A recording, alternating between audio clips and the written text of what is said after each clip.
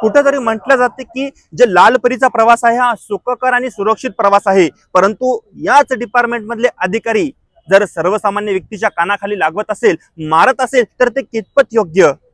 आणि ही घटना घडली आपल्या पुसद शहरातील जे बस स्टँड आहे त्याच्या परिसरामध्ये। आता थोडक्यात घटनेची पार्श्वभूमी अशी, एक मुलगी जे फेट्यावरून पुसदला येत होती बसमध्ये, आता ही मुलगी आणि तिची बहीण होती, यांनी तिकिटाचे पैसे महिला कंडक्टरला दिले, महिला कंडक्टरने ते घेतले सुद्धा, परंतु तिकीट दिले नाही।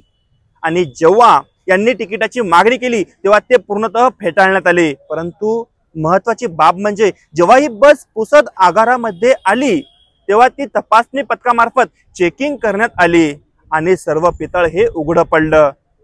आता सदर मुलीने तपासणी पथकाला जी घटना घडली तसंच बयान दिलं, परंतु माझ्या विरुद्ध बयान का दिले म्हणून चक्क जे कंडक्टर महिला आहे तिने ऑन कॅमेरा सर्व पब्लिक मध्ये मुलीच्या कानशिलात लगावली।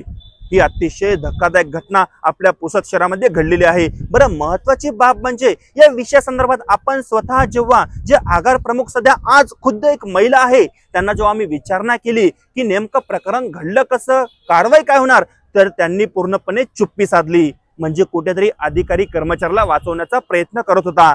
महत्वाची बाब म्हणजे संपूर्ण घटनेचा सविस्तर व्हिडिओ आपल्या चॅनलवर येणार आहे, तो नक्की बघा। आणि जे अशा घटना घडत आहे अशा घटनेचा आपण जाहीर निषेध करू आणि जे संबंधित व्यक्ती आहेत त्यावर कडक कायदेशीर कारवाई करण्याकरिता प्रयत्नशील राहू। बघत राहा द टाइम्स ऑफ पुसद। धन्यवाद।